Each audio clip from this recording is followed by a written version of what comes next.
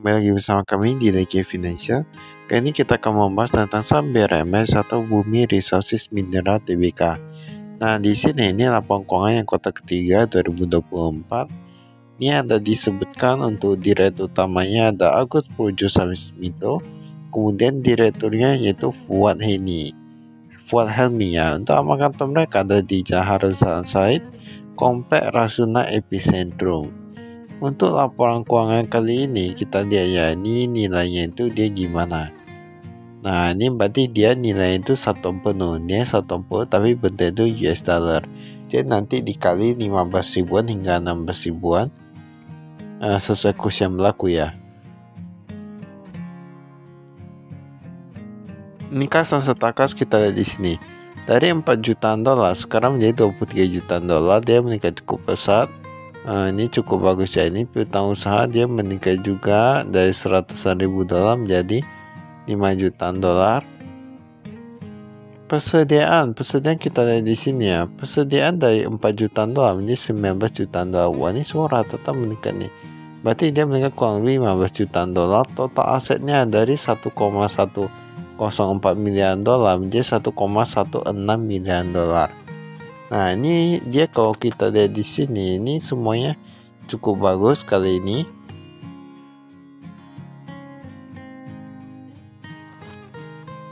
Nah, ini utang bank jangka pendek kita lihat dari 84 miliaran. Oh, ini total hutang meningkat pula. Ini kita lihat langsung saja untuk total hutangnya. Dari 135 jutaan dolar menjadi 177 jutaan dolar. Berarti dia kurang lebih meningkat sekitar 42 miliar dolar, 42 jutaan dolar. Untuk ekuitasnya sendiri, ini kita lihat kalau ditambah 42, oh ternyata peningkatan hutangnya itu masih lebih banyak daripada ekuitasnya. Padahal tadi awalnya semua rata-rata kayak tampak bagus. Nah, tapi ini tampaknya sekarang sudah terlihat ya. Walaupun begitu, ini ketika hutangnya bertambah, ternyata mereka karena pendapatan bertambah dari 32 jutaan dolar menjadi 108 jutaan dolar.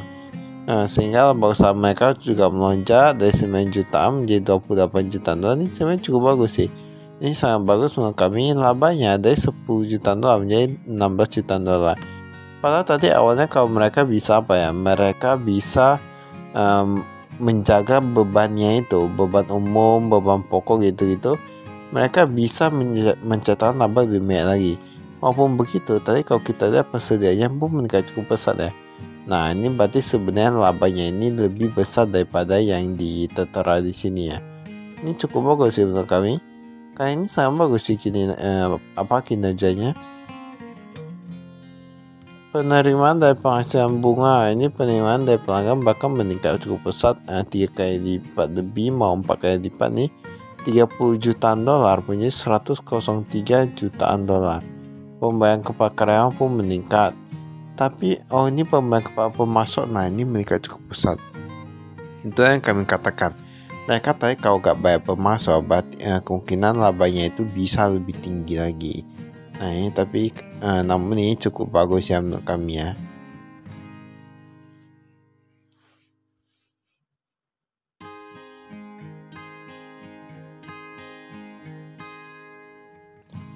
Ini kayaknya ada beberapa perubahan direksi sih. Nah, ini kita lihat yang wakil direktur utama kemarin ada, sekarang udah gak ada. Nah, ini ada beberapa perubahan juga. Kemarin gak ada direktur, sekarang ada direktur Charles Daniel Goebel. Ini namanya ini kayaknya cukup unik ya. Ini kayak orang luar nih. Saya gak tahu juga ya, atau orang Indonesia, cuman namanya ini dia agak kebarat-baratan dikit. Jumlah karyawannya ini karyawan tetap meningkat dari 731 menjadi 800 orang. Ini kita lihat kepemilikannya.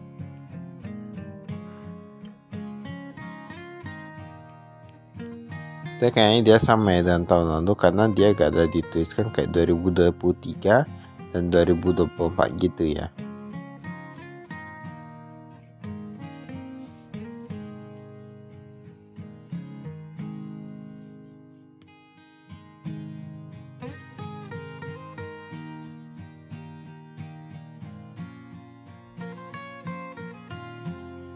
Ini kita lihat kas dan setar kasnya. Ini untuk yang cashnya ini yang rupiah, yang di tangan ini dia sedikit menurun di Mas dari 199.000 menjadi 94 ribuan dolar. Kemudian kas di bank kita lihat. Kas di bank Bank Negara Indonesia meningkat cukup pesat di mereka atau di Bank BNI ya. 495.000 dolar menjadi 1,8 jutaan dolar. Nah, ini totalnya pun dia meningkat. Tapi ini yang lucunya ini ya. Ini yang BRI dia sama. Menurut kami kayak gini. Ada beberapa orang yang mengatakan mengapa BRI menurun, saham BRI menurun. Kita lihat saja dari beberapa perusahaan yang pernah kami bahas. Sangat sedikit perusahaan yang tahu di Bank BRI mengapa. Kami nggak tahu, tapi setahu kami ya banyak yang meragukan kualitasnya, kualitas pelayanannya yang agak cukup sedikit buruk atau gimana nggak tahu lah ya. Karena ada berita juga yang pernah kami baca. Tahu-tahu sendiri lah ya kalau ke Bank BRI itu gimana. Ini persediaan kita lihat ini barang jadi. Nah dia ada meningkat juga. Sebenarnya bukan gimana ya. Kalau sebuah bank itu kalau kualitas pelayanan itu sangat bagus, maka kemungkinan besar orang akan mau tabung di sana. Ya itu aja lah intinya lah ya. Ini aset tetap kita lihat di sini.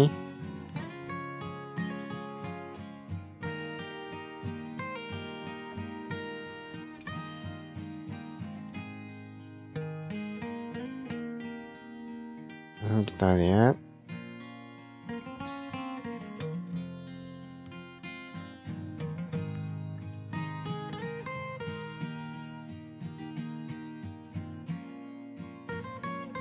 Ini aset tidak lancar lainnya. Nah, tersedia untuk dijual combo bumi. Apa itu combo bumi ya? Kok ada ini? Tapi dia ini Inch. Ini kan perusahaan juga nih. Tapi namanya agak cukup unik ya, namanya combo bumi. Ini ada proyek pengembangan usaha dia sama. Tersedia untuk dijual. Oh, ini investasi di combo bumi. Ini berarti perusahaannya. Ini pihak berelasi pula ya. Ini sekitar 2 jutaan dolar. Sehubungan dan dilusi kepemilikan saham. Data kena dilusi juga. Ini untuk utang usahanya bisa kita lihat di sini. Tapi untuk yang apa ya? Untuk yang mata uang asing itu dia utangnya itu gak gitu besar. Karena bahaya kalau untuk utang mata uang asing itu besar. Sangat bahaya sekali. Apalagi di saat-saat seperti ini.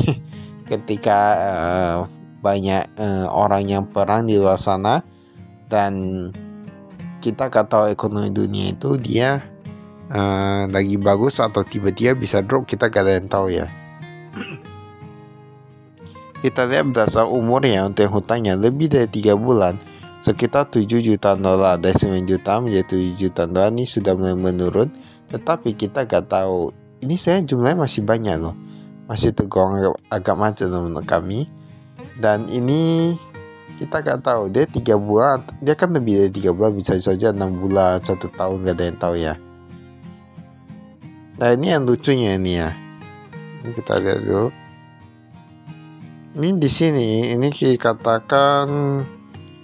Oh ini tingkat kenaikan gaji kemarin 2023 sekitar 8%-an. Sekarang 2024 sekitar 7%-an. Ini ngakak ini ya. Padahal dia labanya meningkat. Laba meningkat, penjualan meningkat. Tapi kenaikan gaji kok menurun ya. Kita gak bisa bilang juga. Tahu gaji udah pada tinggi. Jadi gak boleh naik. Persenannya itu tinggi. Nah jadi itu dia proporsinya itu harus seimbang ya. Antara yang nilainya itu besar atau nilainya kecil.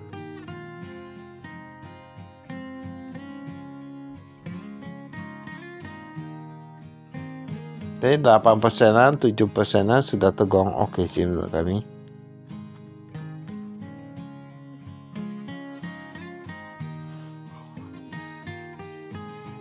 Ini pendapatan kita lihat.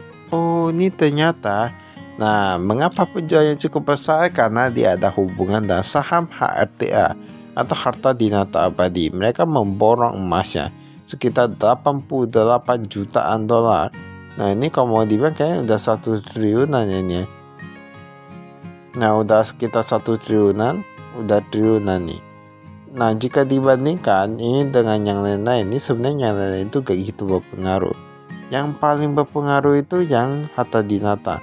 Karena penjualan perak pun meningkat, beberapa perusahaan banyak yang membeli perak ini ya.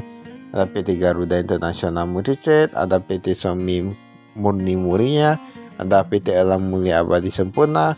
Oh, Harta Dinata Abadi ada beli juga. Kemarin nggak ada beli, sekarang ada beli. Nah, ini berarti kalau kita lihat di sini, penjualannya itu dia meningkat pesat karena bergantung pada satu PT saja, yaitu perusahaan yang ada di Bursa Efek Indonesia juga, yaitu saham HRTA atau Harta Dinata Abadi. Yang itu yang kemarin kami bilang yang dia kayaknya masih murah ya, dan kinerja itu cukup bagus. Nah ini bisa kita lihat segmen-segmennya, ada pertambangan, ada jasa penasehat dan lain gitu.